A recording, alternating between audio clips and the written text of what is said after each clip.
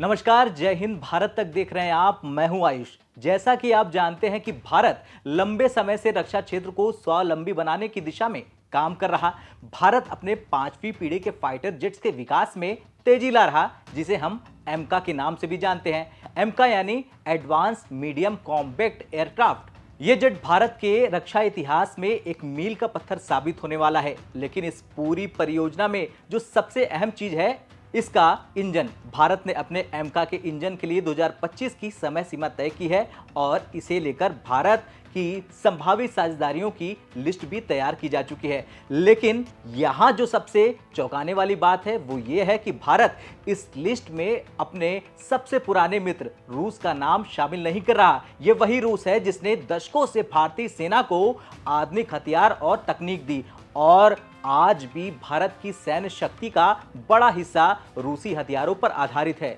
तो चलिए जानते हैं इस पूरे मामले की गहराई और समझते हैं कि आखिर भारत ने क्यों रूस को अपनी 5वीं पीढ़ी के फाइटर जेट इंजन के सहयोगियों की सूची से बाहर रखा है और क्यों अमेरिका, ब्रिटेन और फ्रांस जैसे देश इस दौड़ में शामिल हैं। सबसे पहले बात करते हैं भारत के एमका फाइटर जेट की। ये जेट भारत की वायुसेना के लिए एक महत्वपूर्ण परियोजना है क्योंकि ये 5वीं पीढ़ी का मल्टी रोल कॉम्बैट एयरक्राफ्ट होगा जो पूरी तरह से स्वदेशी होगा। इसमें अत्याधुनिक स्टील्थ तकनीक होगी जिससे ये दुश्मन के रडार पर नजर नहीं आएगा। लेकिन एक फाइटर जेट की असली ताकत इसके इंजन में होती है। जितना बेहतर इंजन उतनी ज्यादा गति, पेलोड क्षमता और दुश्मन पर तेज और सटीक हमला करने की क्षमता होती है।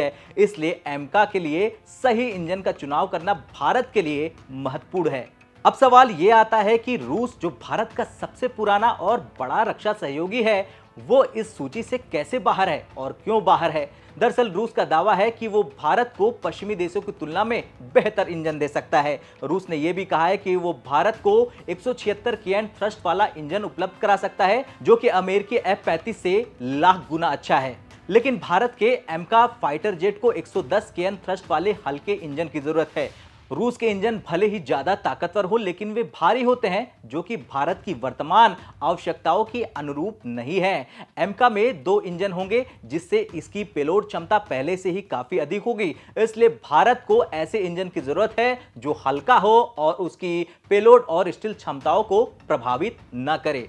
अब बात करते हैं उन देशों की जो इस दौड़ में शामिल हैं। भारत ने एमका के इंजन के लिए जिन देशों को संभावित साझेदारों की सूची में शामिल किया है उनमें अमेरिका, ब्रिटेन और फ्रांस शामिल हैं। ये तीनों देश अपनी उन्नत इंजन तकनीक के लिए जाने जाते हैं और भारत के साथ पहले से ही कई रक्षा परियोजनाओं में जुड़े हुए हैं। खैर, भारत ने 2025 तक अपने एमका फाइटर जेट के लिए इंजन साझेदार को फाइनल करने की योजना बनाई है। यह समय सीमा बहुत महत्वपूर्ण है क्योंकि भारत इस परियोजना को जल्द से जल्द पूरा करना चाहता है ताकि वो अपनी फाइटर जेट की ताकत को और बढ़ा सके। आपको कैसी लगी खबर? कमेंट कर जरूर बताएं। जय हिंद।